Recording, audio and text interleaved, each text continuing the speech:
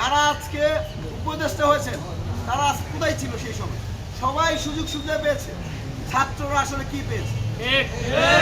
আমরা অভ্যুত্থান পরবর্তীতে ছাত্রদের যে ন্যায্য অধিকার, আমরা চেয়েছিলাম নিরাপদ ক্যাম্পাস, শিক্ষার্থীদের মধ্যে গণতান্ত্রিক চর্চা অব্যাহত রাখার জন্য ছাত্র সংসদ নির্বাচন।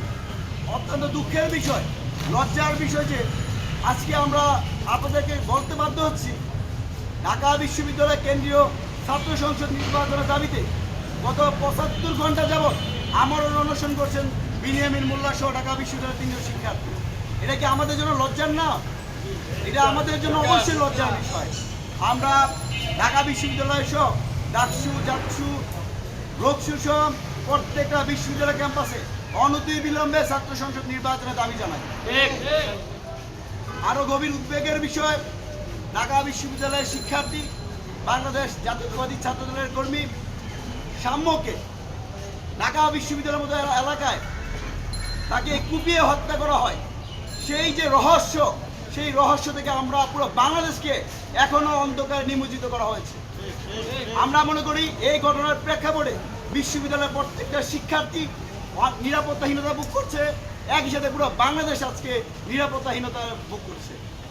আমরা বিশ্ববিদ্যালয় প্রশাসন সহ শাহবাগ থানা থেকে শুরু করে সংশ্লিষ্ট কর্মকর্তাদেরকে অনুরোধ জানাবো, আপনারা ৯/৬ না করে সাম্য হত্যার সাথে যারা জড়িত, যারা মূল মাস্টার মাইন্ড, মূল কালপ্রিট, তাদেরকে অনতিবিলম্বে গ্রেপ্তার করে দৃষ্টান্তমূলক শাস্তি নিশ্চিত করুন।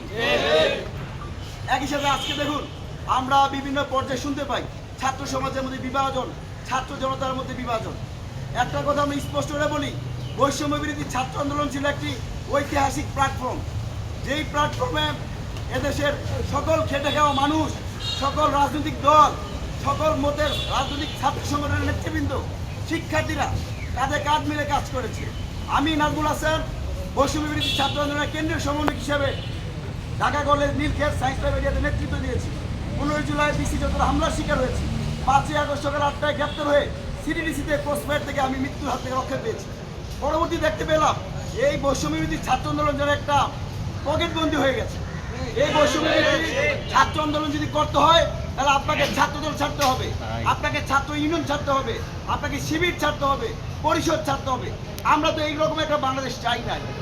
কিছু মানুষের কারণে, কিছু মুষ্টিবদ্ধ সুবিধাবাদীর কারণে আজকে আমাদের পবিত্র ব্যানার, আজকে জাতিকে ঐক্যবদ্ধ রাখার যে প্রতীক বৈষম্য বিরোধী ছাত্র আন্দোলন কলঙ্কিত হয়েছে।